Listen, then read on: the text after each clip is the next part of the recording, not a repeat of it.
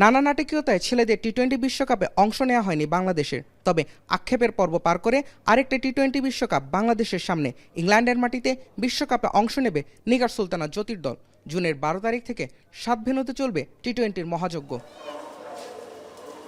বিশ্বকাপের জন্য 15 সদস্যের দলে অবশ্য খুব একটা চমক রাখেনি বাংলাদেশ নারী দলের নির্বাচকরা। পরিচিত মুখেরাই যাচ্ছেন ইংল্যান্ডে বাংলাদেশের প্রতিনিধি হয়ে। সবশেষ শ্রীলঙ্কা সিরিজের দল থেকে অবশ্য যুক্ত হচ্ছেন তাজ নেহার।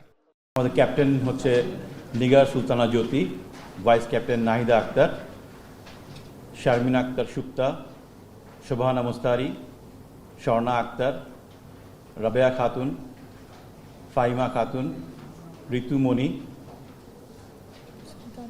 সুলতানা খাতুন, ফারিয়া ইসলাম তৃষ্ণা, মারুফা আক্তার, জুরাইয়া ফেরদৌস জয়িদা, দিলারা আক্তার দোলা এবং তাজ নেহার। তবে ইংল্যান্ডের মাটিতে পেসবান্ধব উইকেটেও বাংলাদেশ যাচ্ছে কেবল 2 পেসার নিয়ে। পাইপলাইনে পর্যাপ্ত পেসার না থাকার কথাও স্বীকার করেছেন প্রধান নির্বাচক সাজ্জাদ আহমেদ। আমাদের আসলে পাইপলাইনে ওরকম পেসগুলো আমরা পাই খুব কম।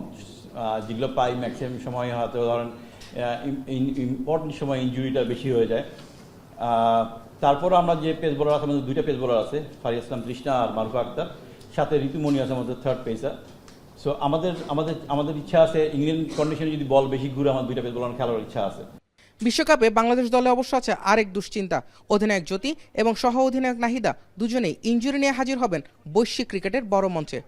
জ্যোতির যে জিনিসটা সমস্যা, ওর কিছু নিগলস আছে, ইনজুরি আছে, যেটা নিয়ে ও ক্যারি করছে এবং অনেক বছর ধরে ওটা অ্যাডজাস্ট করে ও ক্রিকেট খেলছে। যদি ওটা যদি না থাকতো I can assure you that সে ওই লেভেলে যেতে পারতো।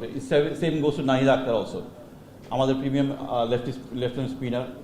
ওয়ার্ল্ড ক্রিকেটে ও ডোমিনেট করছে, ও হয়তো বা ওই লেভেলে যেতে পারতো, ওরও ইনজুরি প্রোন আছে।